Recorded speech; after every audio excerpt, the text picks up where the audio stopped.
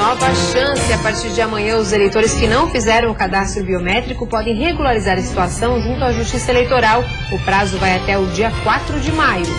Na véspera do dia decisivo, amanhã a cúpula nacional do PMDB decide se deixa o governo Dilma Rousseff. Em Santa Catarina, o partido é a favor da ruptura. Eu não tenho dúvida que o PMDB amanhã sacramenta o desembarque total e pleno do governo. Talvez tenhamos alguma resistência de alguns ministros. Se houver, nós vamos pedir, inclusive, o afastamento deles do partido. Pedido de ajuda. A Federação dos Hospitais de Santa Catarina entregou hoje uma lista de reivindicações ao Fórum Parlamentar Catarinense. Devido à queda nos repasses, os hospitais filantrópicos estão acumulando dívidas cada vez maiores. Atenção redobrada na área da saúde. 2 mortes por gripe A foram registradas em Blumenau, no Vale do Itajaí. E ainda no futebol, Chapecoense segue líder, mesmo depois do empate jogando em casa.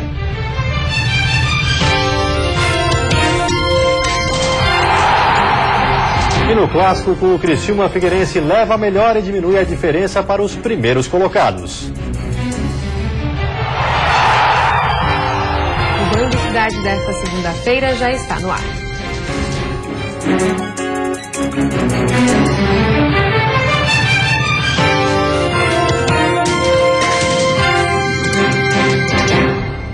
Olá, boa noite. Boa noite. O feriadão de Páscoa foi bastante movimentado nas rodovias de Santa Catarina e marcado pela imprudência. Mais de 8.000 motoristas foram flagrados dirigindo acima da velocidade permitida. 6 pessoas morreram em acidentes. De quinta-feira até a meia-noite de ontem, quando a Polícia Rodoviária Federal encerrou a Operação Semana Santa, os radares flagraram 8.473 motoristas dirigindo em alta velocidade. 56 estavam embriagados e mais de 1.900 foram multados.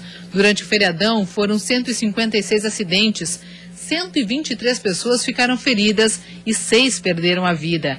Os acidentes foram nas BRs 470, 280, 101 e 153. O número de acidentes registrado na Operação Semana Santa neste ano é o menor dos últimos 4 anos. A Federação dos Hospitais de Santa Catarina entregou hoje uma pauta de reivindicações ao Fórum Parlamentar Catarinense. Os hospitais filantrópicos do estado pedem ajuda para arcar com as despesas que estão aumentando a cada mês. Há anos, a situação dos hospitais filantrópicos do estado é grave. As instituições arcam com prejuízos milionários todos os meses e encaram a defasagem na tabela do SUS e os atrasos nos repasses.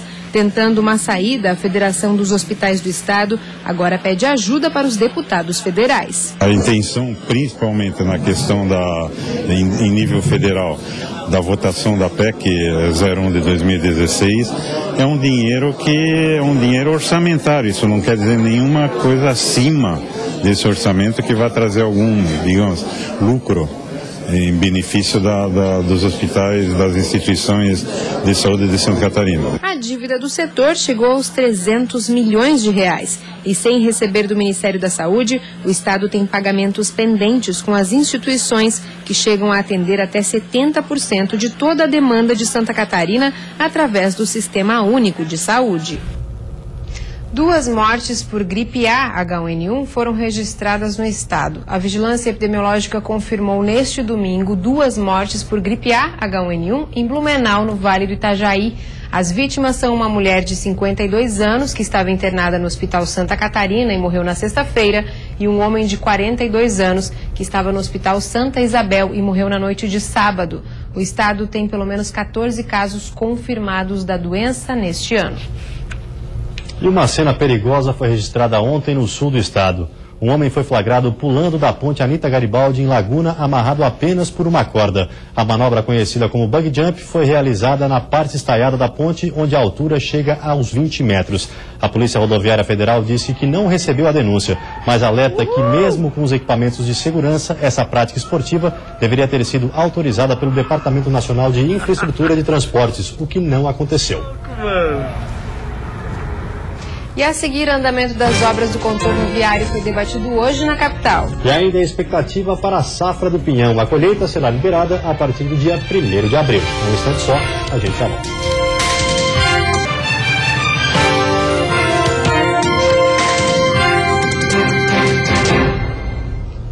Impasse e atrasos. O andamento das obras do contorno viário foi debatido em uma reunião do Fórum Parlamentar Catarinense hoje pela manhã na capital. As dificuldades para a realização das obras foram apresentadas pelo superintendente da Arteres, uma das empresas responsáveis pela execução dos trabalhos. Conforme ele, dos 50 quilômetros do trecho, apenas 16 estão prontos. Um dos entraves diz respeito às desapropriações. Alguns processos estão correndo em várias federais, aqui no caso do Sejuscom, que estamos conseguindo um pouco mais de celeridade nesses processos. Mas, como foi dito ali, a gente hoje em torno de 40% das áreas ainda foram liberadas apenas. As chuvas intensas na região durante 2015, ações judiciais e licenças ambientais também fazem com que o andamento da obra seja prejudicado. E é uma obra basicamente com um volume de terraplanagem de aterros muito grandes.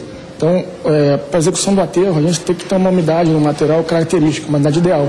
Então a chuva, ela prejudica muito essa umidade. As obras começaram em 2014, mas ainda não há data oficial para a conclusão. O contorno viário vai ligar Biguaçu e Palhoça. Quando estiver concluído, deve diminuir em até 20% o fluxo de veículos da BR-101. O que vai resolver, e nós levantamos isso no Fórum Parlamentar, é a readequação da pista da BR-101.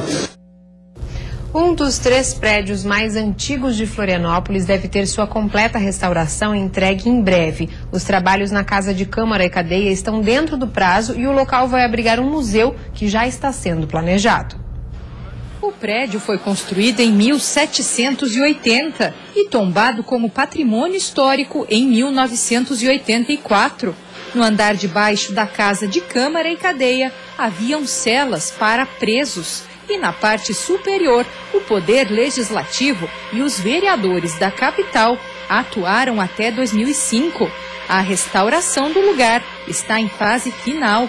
Uma obra de restauro é sempre muito mais complexa do que uma obra convencional, por várias razões. As principais delas são as técnicas construtivas muito diversas das atuais, então você precisa de uma mão de obra especializada, os materiais específicos, né? Então você não trabalha com cimento, com ferro convencional, você trabalha com madeira, com reboco de cal, com tinta especial, com pinturas artísticas.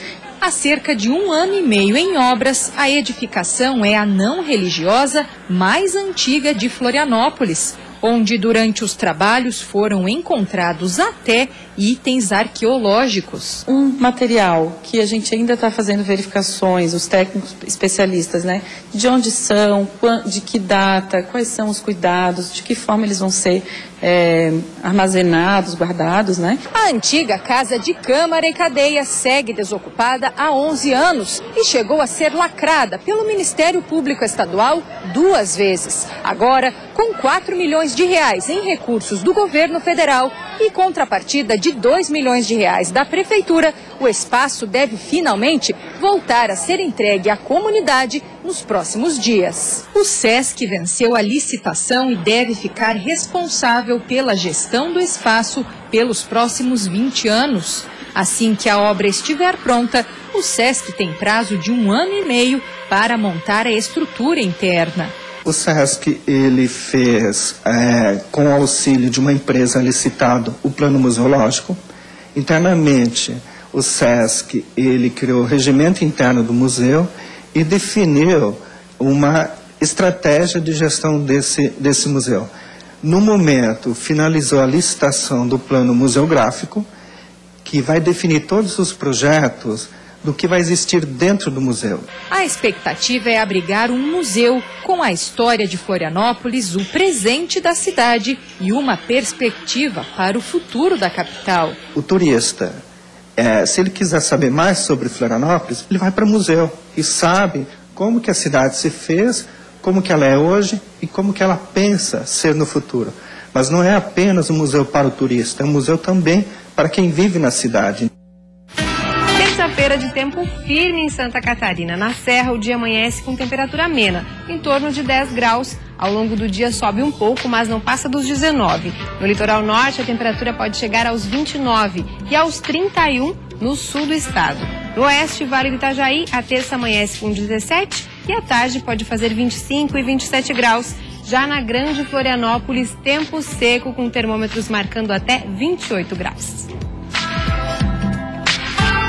Nesta semana começa a colheita do pinhão em Santa Catarina. A expectativa é de uma safra bem menor.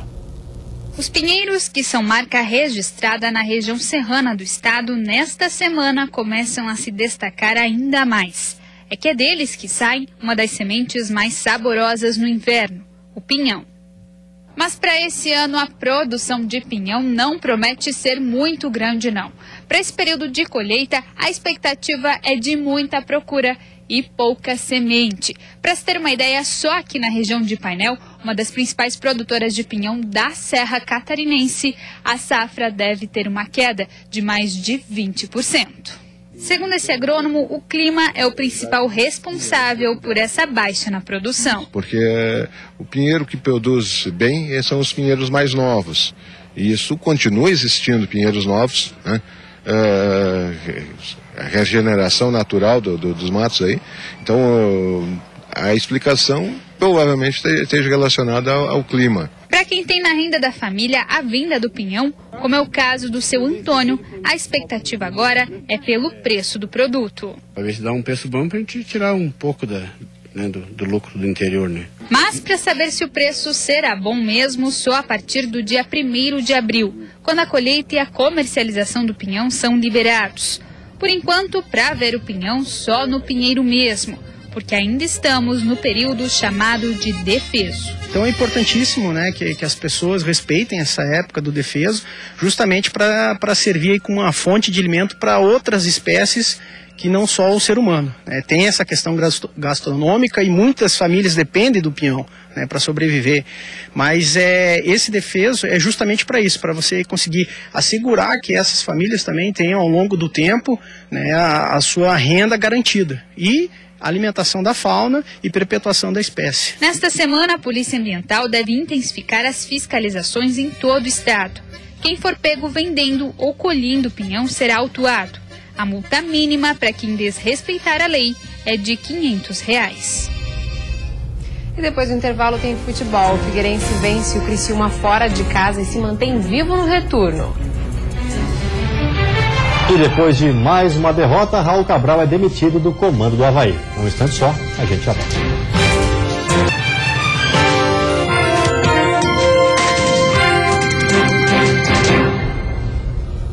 Futebol, o Avaí decepcionou a torcida mais uma vez. O time jogando na ressacada chegou à 5ª derrota consecutiva. Nos primeiros minutos, o Leão tentou se impor. Yuri, novidade no time titular, tentou mostrar serviço rápido, mas não foi muito feliz. Aí o Jack mostrou rápido que quando o Avaí errasse, ia pagar.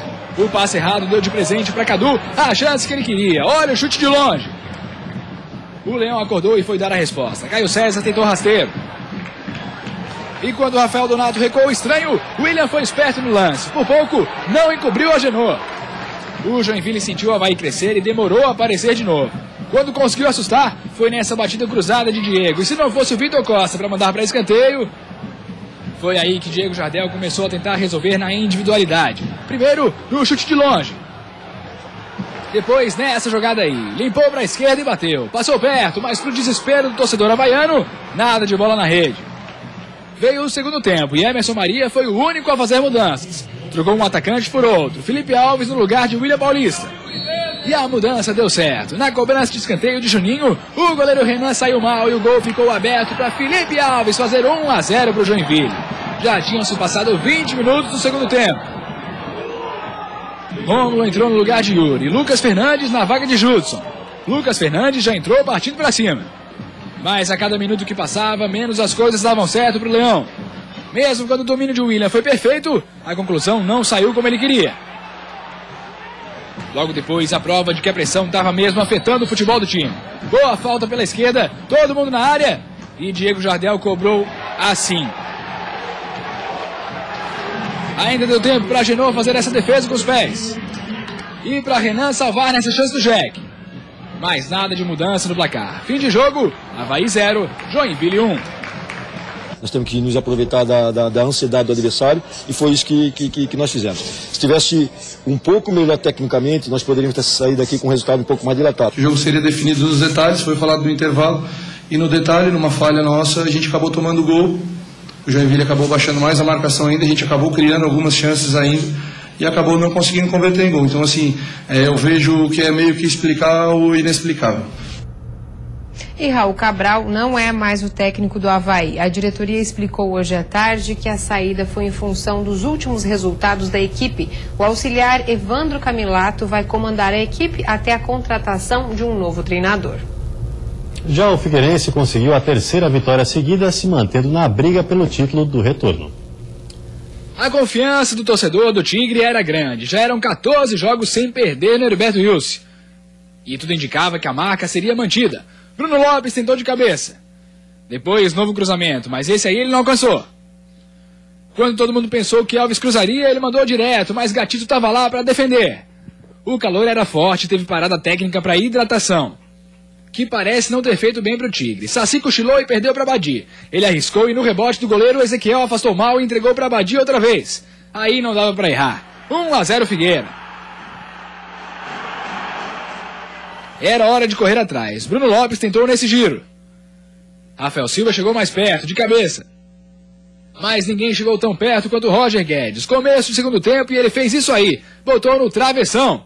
Foi a vez de Bruno Lopes voltar a aparecer. E ele ainda teria mais uma chance, mais clara.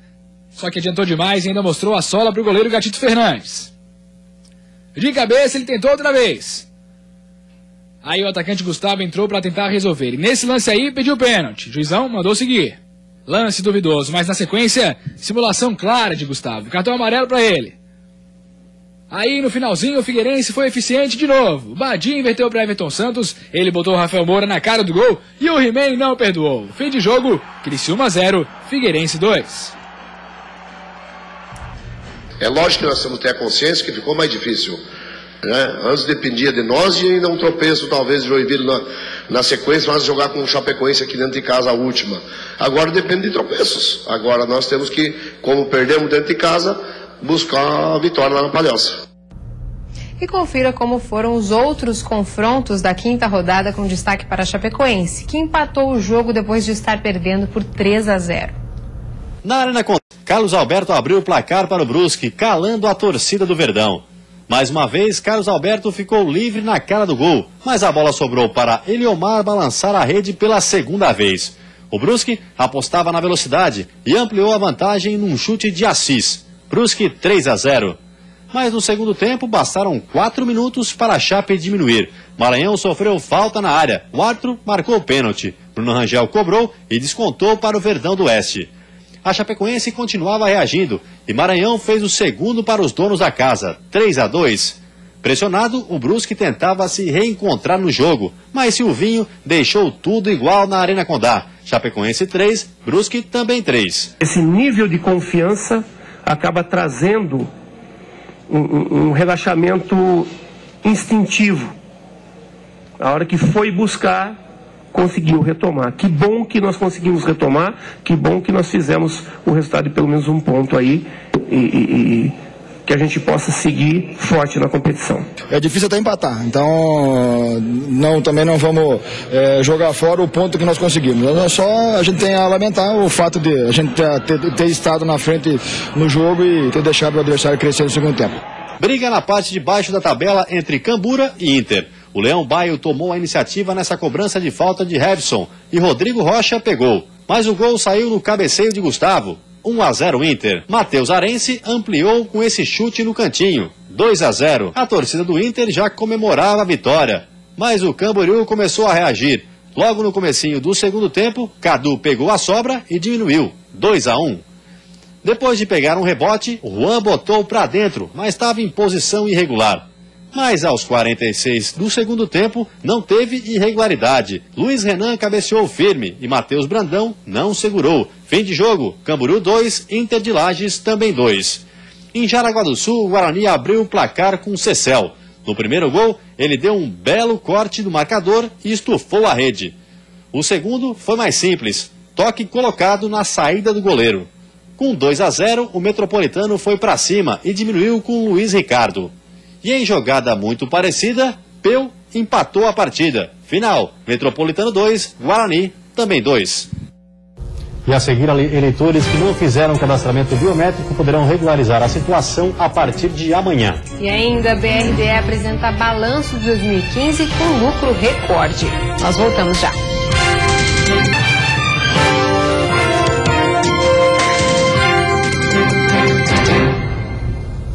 A partir de amanhã, os eleitores que não realizaram o cadastro biométrico já podem regularizar a situação junto à Justiça Eleitoral. Os eleitores devem comparecer em um dos 5 postos dos municípios onde a biometria é obrigatória: Florianópolis, São José, Palhoça, Blumenau e Joinville. O horário de funcionamento dos postos é do meio-dia às 6 da tarde, de segunda a sexta-feira. O Tribunal Regional Eleitoral orienta que os eleitores realizem a regularização até o dia 15 de abril para evitar filas. O prazo termina no dia 4 de maio. É possível fazer o agendamento da biometria no site do TRE. É necessário comparecer ao local com carteira de identidade, título de eleitor e comprovante de residência.